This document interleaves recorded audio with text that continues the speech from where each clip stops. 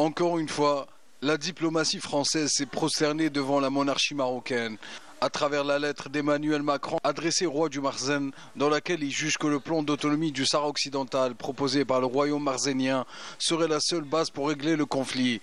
Il n'en demeure pas moins que cette lettre constitue une grave dérive qui bafoue la légalité internationale, cautionne l'occupation marocaine des territoires sahraouis au mépris de la volonté du peuple du Sahara occidental.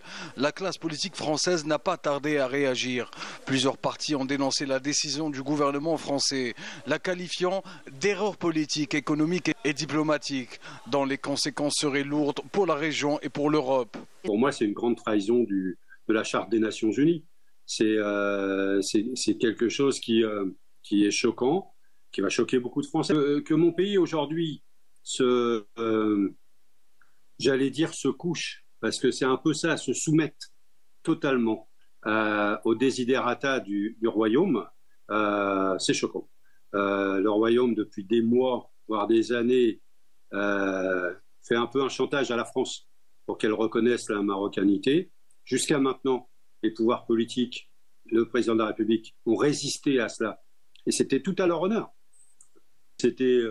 La France est membre permanent du Conseil de sécurité, et donc, à mon avis, elle doit montrer l'exemple sur le respect de la Charte des Nations Unies. Malheureusement, avec cette prise de position qui va clairement en faveur du Maroc, il a créé une sorte de zone un petit peu de turbulence qui risque de durer un certain temps, et les conséquences directes sont sans doute évidemment déjà le rappel de l'ambassadeur algérien, donc la relation entre l'Algérie et la France s'est largement dégradée, mais surtout les conséquences liées à l'économique, aux différents partenariats qui avaient été signés, à une relation apaisée qui va de plus en plus se tendre. Aujourd'hui, M. Macron a, je ne sais pas sur quel conseil, pris une position qui ne correspond pas d'ailleurs à ce que l'ONU dit, qui ne correspond pas à la posture de la France, qui est membre fondateur du Conseil de sécurité, elle en fait partie, 5 membres permanents, et surtout qui ne correspond pas au plan de 91 de James Baker, qui proposait tout simplement une consultation des Sahraouis pour savoir si oui ou non ils voulaient être attachés au Maroc. La fin justifie les moyens, et cette décision vient mettre à nu les calculs machiavéliques d'un ancien système colonisateur au profit d'un autre, pour des intérêts suspects